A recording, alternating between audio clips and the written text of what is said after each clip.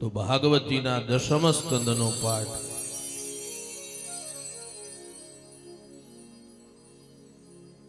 મનની શાંતિ માટેનો એ પાઠ છે.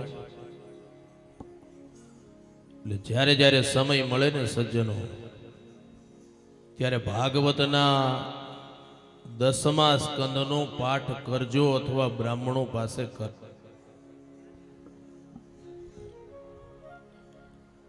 ભગવાન કૃષ્ણ અષ્ટમીની રાત્રિએ પ્રગટ થાય છે. વર્ષની 4 રાત્રિનું મહત્વ બહુ મોટું છે. ભગવાન એમ કહે છે કે વર્ષની આ 4 રાત્રિ દરમિયાન જો કોઈ વ્યક્તિ જાગરણ કરે ને તો એ 84 લાખ યોનિમાંથી ભટકતો બંધ થાય. અને વર્ષની 4 રાત્રિ તમે જાગરણ કરો ને તો ભગવાન સ્વયં એમ બોલ્યા છે કે પૃથ્વી ઉપર બીજી વાર એને જન્મ ધારણ નથી કરવો પડતો. વર્ષની 4 રાત્રિ, એક કાલ રાત્રિ એટલે કાળી ચૌદશ, બીજી મહારાત્રિ એટલે શિવરાત્રિ, ત્રીજી જન્માષ્ટમી એટલે ગોકુળ આઠમ, અને ચોથી દારૂણા એટલે જે દિવસે હોલિકા દહન થાય એ રાત્રિ. આ 4 રાત્રિએ જાગરણ કરવામાં આવે તો ભગવાન 84 લાખ યોનિમાંથી એ જીવને મુક્તિ આપે અને ભગવાનના લોકના અનુગામી બનાવે. ભગવાન કૃપા કરે તો આ 4 રાત્રિનું જાગરણ વર્ષમાં કરજો. કઈ કઈ? જન્માષ્ટમી, શિવરાત્રિ, પછી કાળી ચૌદશ અને હોલિકા દહનની રાત્રિ. આ 4 રાત્રિનું જાગરણ શાસ્ત્રોએ બહુ બધું સમજાવ્યું છે. આપણને બહુ બધા રસ્તાઓ બતાવ્યા છે. મને એક વાત યાદ આવી એટલે કહી દઉં. એક બેને મને ગઈકાલે પ્રશ્ન પૂછ્યો હતો કે શાસ્ત્રીજી, આપણે દાખલા તરીકે એકાદશી, રામનવમી કે શિવરાત્રીનું વ્રત કરીએ, રહીએ, તો 12 વાગે રાત્રે આપણે જમવું હોય તો જમી શકાય? આપણો ઉપવાસ પૂરો થઈ જાય? એ વ્રત પૂરું થઈ જાય? વ્રત પૂર્ણ થતું નથી. સજ્જનો યાદ રાખજો, રાત્રે 12 વાગે માત્ર ને માત્ર તારીખ બદલાય છે. વાર અને તિથિ છે ને એ સૂર્યોદયથી સૂર્ય ઉદય સુધી જ હોય છે. એટલે આવી ભૂલ ક્યારેય નહીં કરતા. અને જો ભૂલ કરી હોય તો હવેથી નવેસરથી ચાલુ કરજો. નંદ બાબા દ્વારા ખૂબ દાન થાય છે. આનંદ વિભોર બની વેદ અને શાસ્ત્રોને જાણનારા બ્રાહ્મણોને બોલાવી નંદ બાબાએ સ્વસ્તિ પુણ્ય વાચન વિધિ કરાવી છે. ભગવાન કૃષ્ણના જન્મ પછી નાંદી શ્રાદ્ધ વિધિ કરાવી છે. નાંદી શ્રાદ્ધ એટલે પિતૃઓની પૂજા. સજ્જનો, કોઈ પણ શુભ કાર્યની અંદર શરૂઆતમાં પ્રથમ દિવસે જો નાંદી શ્રાદ્ધ કરવામાં આવે ને, પિતૃઓની પૂજા કરવામાં આવે તો શરૂ કાર્યમાં જન્મનું કે મરણનું સૂતક આવે, એ સૂતક તમને લાગતું નથી. એટલા માટે નાંદી શ્રાદ્ધનું મહત્વ છે. એટલે અહીંયા પણ શાસ્ત્રીજીએ નાંદી શ્રાદ્ધ વિધિ પ્રથમ દિવસે કરાયું છે. મોટા કર્મની અંદર બહુ જરૂરી છે. એટલું જ નહીં, જાત કર્મ સંસ્કાર કર્યા, અને પ્રજા તીર્થ મુહૂર્તની અંદર નંદ બાબાએ બહુ દાન કર્યું છે. પ્રજા તીર્થ મુહૂર્ત એટલે શું? બાળકનો જન્મ થાય ને, બાળકના જન્મ પછી જ્યાં સુધી નાળ છેદન ન થાય એટલો સમય એને પ્રજા તીર્થ મુહૂર્ત કહેવાય. નાળ છેદન ન થાય ત્યાં સુધી સૂતક લાગતું નથી. નાળ છેદન ન થાય ત્યાં સુધીમાં શક્ય એટલું દાન કરવાનો પ્રયાસ કરજો. કારણ કે એ દાન એવું છે, એને પ્રજા તીર્થ મુહૂર્ત કહેવાય. એ મુહૂર્તની અંદર કરેલું દાન એનો ક્યારેય ક્ષય થતો નથી. નહીતર ઘણા બધા દાન પુણ્ય આપણા એવા હોય કે અમુક સમય જતા એનો ક્ષય થઈ જાય. એટલે નંદ બાબાએ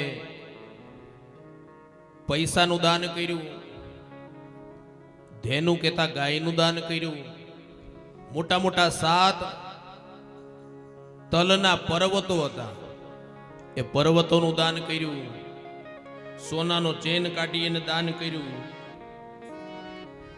આપણને એમ થાય કે આટલું બધું દાન શા માટે? પણ યાદ રાખજો વહાલા ભક્તો, અમુક પ્રકારની ક્રિયાથી અમુક વસ્તુઓની શુદ્ધિ થાય છે. દાન કરવાથી ધનની શુદ્ધિ થાય છે, સ્નાન કરવાથી શરીરની શુદ્ધિ થાય છે, બાળકના જન્મ પછી માનું ઉદર શુદ્ધ થાય છે, તપસ્યા કરવાથી ઇન્દ્રિયો શુદ્ધ થાય છે. અને એટલા માટે દાન કરવાથી ધનની શુદ્ધિ થાય. એ ધનની શુદ્ધિ માટે થઈ અને નંદ બાબાએ બહુ દાન કર્યું છે. નંદ બાબા ખૂબ મોટા મનવાળા થયા છે. મોટા મનવાળા એટલે મારા ને કહેશે નાશ થઈ જશે. નંદ બાબા દાન કરી દેવ ઋણ અને પિતૃ ઋણમાંથી મુક્ત થયા છે. મથુરાની અંદર ભગવાન પ્રગટ્યા છે.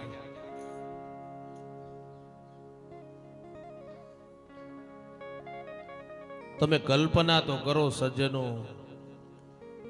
જે માણસ પોતાના જીવનમાં દુઃખોથી અતિશય પરેશાન હોય ને,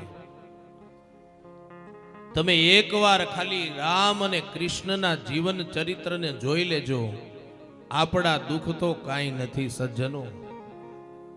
ભગવાન કૃષ્ણ પ્રગટ થયા, પોતાની સગી માં દેવકી સાથે એક રાત્રિ નથી રહી શક્યા. આનાથી મોટું દુઃખ બીજું ક્યું હોય? તમને એમ લાગે કે હું બહુ દુઃખી છું, ત્યારે એકવાર કૃષ્ણ ચરિત્રને તમે વાંચજો, રામ કથાને તમે વાંચજો, તમારા દુઃખ હળવા થઈ જશે. સગા મા બાપને છોડીને ભગવાન ગોકુળમાં આવ્યા. 11 વર્ષ 52 દિવસની લીલા કરી. જ્યાં પ્રેમ લાગણીના તાંતણે બંધાણા એને છોડવાનો વારો આવ્યો. રાધાજીને પ્રેમ આપ્યો, એને છોડવાનો વારો આવ્યો. ગોપીઓને પ્રેમ આપ્યો, એને છોડવાનો વારો આવ્યો. ગૌશાળાની ગાયોને પ્રેમ આપ્યો, એને છોડવાનો વારો આવ્યો. અને ડગલે ને પગલે દુઃખ, કાંઈક ને કાંઈક આફત. એક સાંધે ત્યાં 13 તૂટે, એકને મારે ત્યાં બીજો આવીને ઊભો હોય. અને એટલા માટે મારી કથાઓમાં હું કયા કરું છું, સજ્જનો તમે જ્યારે બહુ દુઃખી થાવ ને ત્યારે ભગવાન કૃષ્ણને તમારા જીવનમાં ગુરુ બનાવી લેજો, દુઃખ હળવું થઈ જશે.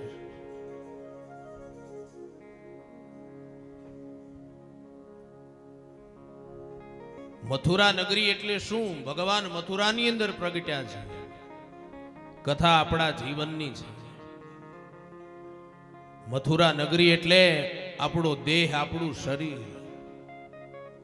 આ તમારા દેહને, આ શરીરને સંસારના વિષયો જ્યારે મધ જેવા મીઠા લાગે ને ત્યારે માનજો કે આ મથુરા નગરની અંદર આપણે રહીએ છીએ. કંસ એટલે શું? કંસ એટલે દેહાભિમાન. દેહનું, શરીરનું, પદનું, પ્રતિષ્ઠાનું અભિમાન થાય ને ત્યારે માનજો કે આપણા શરીરની અંદર કંસ રૂપી અભિમાને પ્રવેશ કર્યો છે. મેં ગઈકાલે પણ કીધું તું કે આપણે શું લઈને આવ્યા? આપણું કઈ છે જ નહીં આ જગતમાં સજ્જનો. આપણે જે શરીર લઈને આવ્યા એ શરીરને પણ સાથે લઈને જઈ શકવાના નથી. એની પણ રાખ થઈ જવાની. જે ધન લઈને આવ્યા, જે મારું મારું મારું કરીએ છીએ, મારો પરિવાર, મારા સગાવાલા, મારાપણાનું અભિમાન હોય ને એને પણ ત્યાગી દેજો. મારું મારું કરો છો એ કાંઈ સાથે આવવાનું નથી. હે મારું મારું કરીને ધન મેળવ્યું રે, મારું મારું કરીને ધન મેળવ્યું રે, મારું મારું કરીને ધન મેળવ્યું રે, મારું મારું કરીને ધન મેળવ્યું રે. એમાં તારું નથી તલવાર અંત કાળે, સગું નહીં કોયનું રે. આમાં મારું નહીં તલવાર અંત કાળે, સગું નહીં કોઈનું રે. મારું મારું કરીને ધન મેળવ્યું રે, મારું મારું કરીને ધન મેળવ્યું રે. સુખની આશામાં માણસ આખી જિંદગી કાઢી નાખે, પણ સંતો શું કે છે? સુખ કેવું છે? રમકડા જેવું છે. નાનું બાળક હોય ને સજ્જનો, એ નાનું બાળક ઘરમાં માં એકલી હોય, માને ઘરનું કામ ન કરવા દે ને ત્યારે માં શું કરે? રમકડાનો ઢગલો લઈ બાળક આગળ મૂકી દે. એ રમકડામાં બાળક રમતું થઈ જાય ને એટલે માં ઘરનું કામકાજ પૂર્ણ કરે. એમ સંતો એમ કે છે સુખ છે ને એ રમકડા છે. જો એ સુખની અંદર ભગવાનને ભૂલી ગયા તો માની લેજો ભગવાન સાથેનો તાર મેળવવો બહુ અઘરો થશે. અને સુખ કેવું કીધું? સપના જેવું છે. જેમ સપનું આવીને પૂરું થઈ જાય ને, સુખને કેવું કીધું? વાદળની છાયા, ઘડીક તડકો, ઘડીક છાયો. હે સુખ સપના જેવું છે સંસારનું રે, સુખ સપના જેવું સંસારનું રે. તેને જાતા ન લાગે વાર અંત કાળે, સગું નહીં કોયનું રે.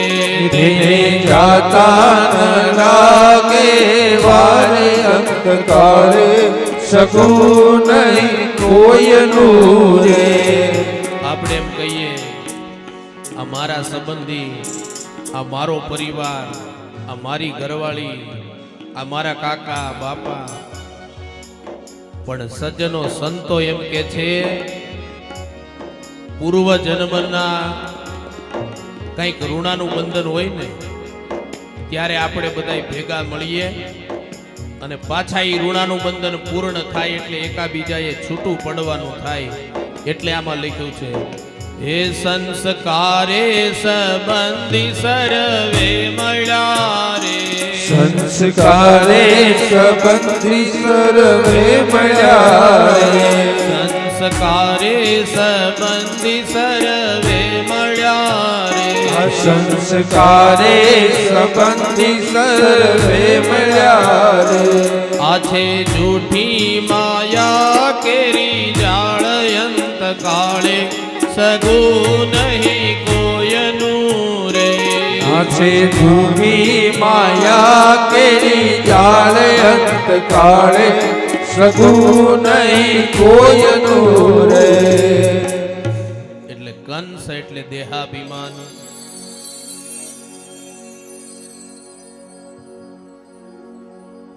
નંદાલયની અંદર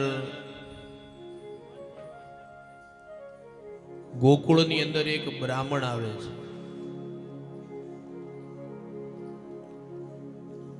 નંદ બાબાને કહે છે કે નંદ બાબા,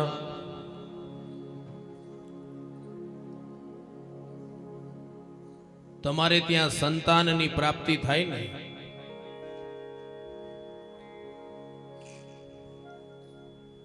એટલે મેં સંતાન ગોપાલ મંત્રના 1.25 લાખ જપ કર્યા અને એ જપના પ્રતાપે તમારે ત્યાં દીકરાનો જન્મ થયો છે. નંદ બાબા રાજી થઈ ગયા. પેલા બ્રાહ્મણને ગાયો દાનમાં આપી દીધી. કેટલી ગાય દાનમાં આપી ખબર છે? આમાં લખ્યું છે 1000 ગાયનું દાન નંદ બાબાએ કર્યું. પેલા ભૂદેવ ગાયો લઈને ઘરે ગયા. ગોરાણીમાં પાણી ભરવા બહાર ગયા હશે. ભૂદેવ ઘરની અંદર ગાયો બાંધે, ફળિયામાં બાંધી, ઓસરીમાં બાંધી, રૂમમાં, રસોડામાં, છતાંય ગાયો વધી, પગ મૂકવાની જગ્યા નહીં. અને પાણીનું બેડું ભરીને ગોરાણીમાં આવ્યા. ભૂદેવને પૂછ્યું કે ભૂદેવ, પતિદેવ, આ આટલી બધી ગાયો તમે ક્યાંથી લાવ્યા? અરે દેવી, નંદ બાબાને ત્યાં દીકરો થાય એના માટે મેં જપ કર્યા ને. નંદ બાબાએ રાજી થઈ અને 1000 ગાય દાનમાં આપી અને ગોરાણીમાં ખીજાણા કે તમને એટલી નથી ખબર પડતી? બોલે શું? 10 બાય 10 ની ઓરડીમાં રહેતા હોય અને કોઈ હાથી આપે તો કઈ હાથી થોડો બાંધી લેવાય? ત્યારે પેલા ગોર બાપાએ કીધું કે દેવી ધીરજ રાખો, આમાંથી અડધી છે ને તમારા પિયરમાં મોકલવાની છે. ગોરાણીમાં કીધું તો વાંધો નહીં.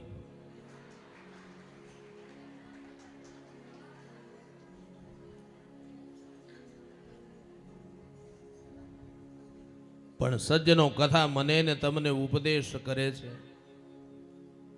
સંતાન પ્રાપ્તિ માટેનો બીજો શ્રેષ્ઠ ઉપાય શ્રીમદ ભાગવત બતાવે છે. એક મેં ગઈકાલે બતાવ્યો, પયોવ્રત.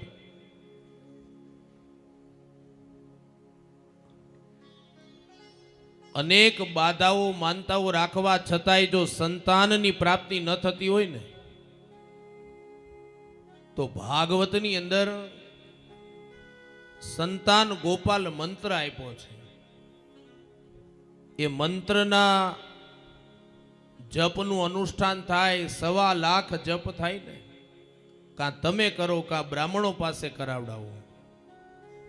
શક્ય બને ત્યાં સુધી ભૂદેવ પાસે કરાવો, કારણ કે ઉચ્ચારમાં ભૂલ ન થાય. 1.25 લાખ જપનું અનુષ્ઠાન થાય તો ભગવાન કૃષ્ણ જેવો દીકરો તમારે ત્યાં પ્રગટ થાય એવું ભાગવત લખે છે.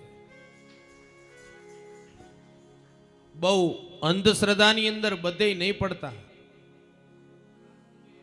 શાસ્ત્રોએ જે ઉપાયો બતાવ્યા છે એ ઉપાયો પ્રમાણે તમે ચાલજો. જીવનમાં શ્રદ્ધા જરૂરી છે, પણ અંધશ્રદ્ધા ક્યારેય ન રાખે.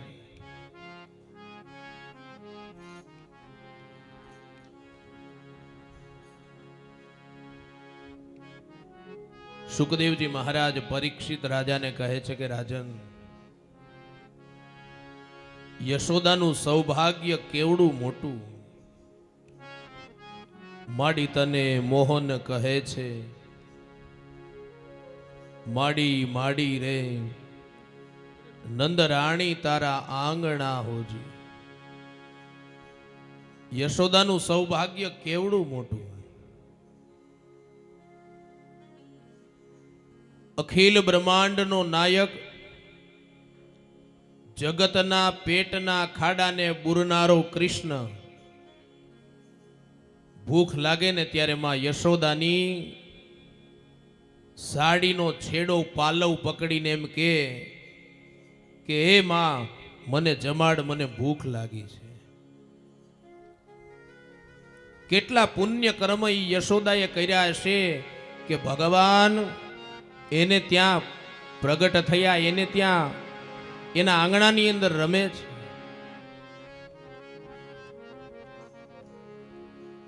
એટલું જ નહીં, તમારા આંગણે ભગવાન આવે ને એટલે બીજા બધાય વગર બોલાવે આવવા માંડે.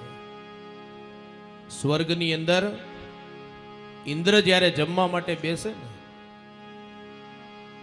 ત્યારે એને છાશ જોતી. કર્માલય કુલડીને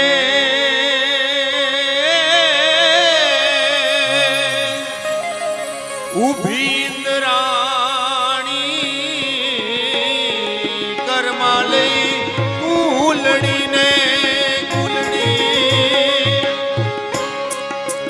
ઉભી ઇન્દ્રાણી, ભીખ રે છાસુની જોને માગે રે નંદરાણી તારા હે આંગણા હોજી.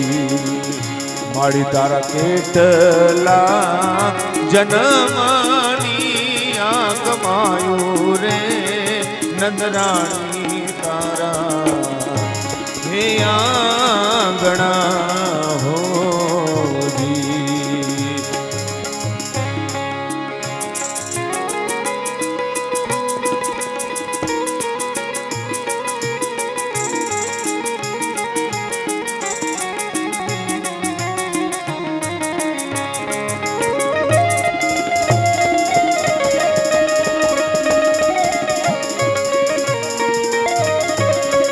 હરિ બોલ.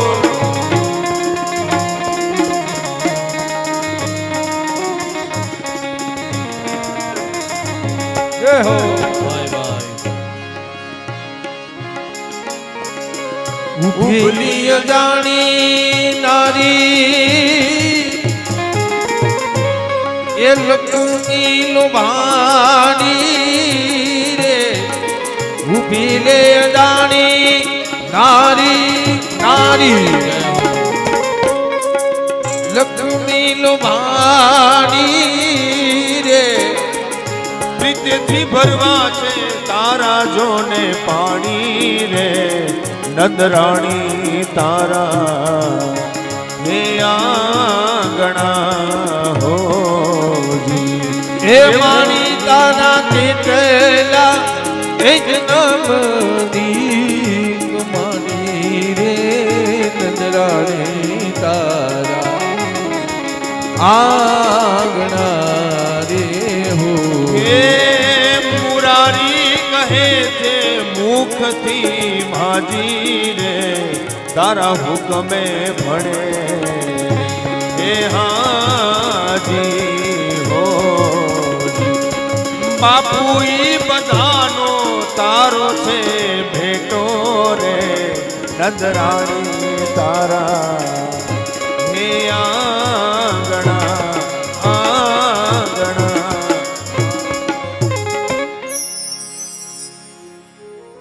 સ્વર્ગના રાજા ઇન્દ્ર જ્યારે જમવા માટે બેસે ત્યારે એને છાશ જોતી. પણ સજ્જનો સ્વર્ગની અંદર તો કાંઈ દુજાણા હતા નહીં. એટલે ભગવાન ગોકુળમાં આવ્યા પછી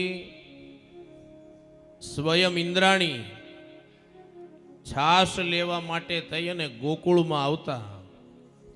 અને પેલાનો એ સમય હતો, ગામડા ગામની અંદર જેના ઘરે દુજાણા હોય તમે છાશ લેવા જાવ ને એટલે પેલા પૈસા ન લેતા છાશના, એમ કે ઘરના એક બે કામ કરી દો અને છાશ લઈ જાઓ. હવે સ્વયં ઇન્દ્રાણી આવ્યા ગોકુળની અંદર, નંદાલયની અંદર છાશનું બોગડું મૂક્યું અને માં યશોદાનું સૌભાગ્ય તમે જુઓ. યશોદા ઇન્દ્રાણીને એમ કહે છે કે ઇન્દ્રાણી, છાશ જોતી હોય ને તો 2 બેડા પાણીના ભરી આવી દે. ઈ ઇન્દ્રાણી સ્વર્ગના રાજાની પત્ની ઈ નંદબાબાના યશોદાના ઘરના 2 બેડા પાણી ભરવા જાય. આ યશોદાનું સૌભાગ્ય કેવડું મોટું. પણ યશોદા એટલે શું? પોતાના કામનો યશ પણ બીજાને આપી દે, એનું નામ યશોદા. નંદ એટલે શું? પ્રત્યેક જીવાત્માને આનંદની પ્રાપ્તિ કરાવડાવે એવો જીવ એટલે એનું નામ નંદ બાબા. સજ્જનો યાદ રાખજો, ભગવાનને તો આજે આવવું છે, ભગવાનને આજે પણ પ્રગટ થવું છે, પણ એના માટે કોઈ વસુદેવ દેવકી જોઈએ, નંદ બાબા યશોદા જોઈએ, દશરથ કૌશલ્યા જોઈએ. ભગવાનને તો આજે પ્રગટ થવું છે. પણ પાણીપુરીની લારીએ ઊભા રહીને પાણીપુરી ખાઈને પછી એમ ઈચ્છા રાખીએ કૃષ્ણ આવે, રામ આવે, ત્યાં કૃષ્ણ ન આવે, રામે ન આવે અને કંસ આવે. ભગવાનને આજે પ્રગટ થવું છે.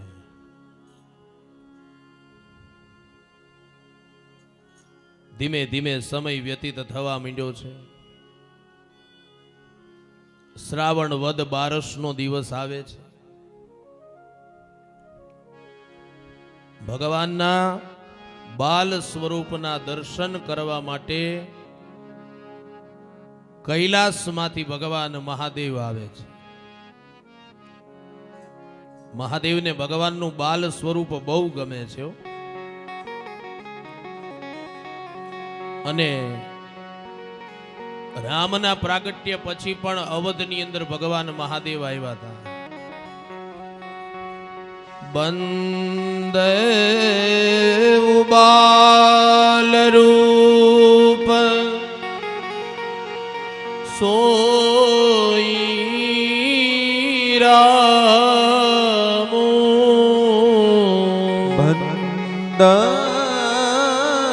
બાલ રૂપ સોઈ રામુ સબ સીધી સુલભ જપત જી સુનામુ તપતિ જીન બલ સુન સુજનામુ. મહાદેવે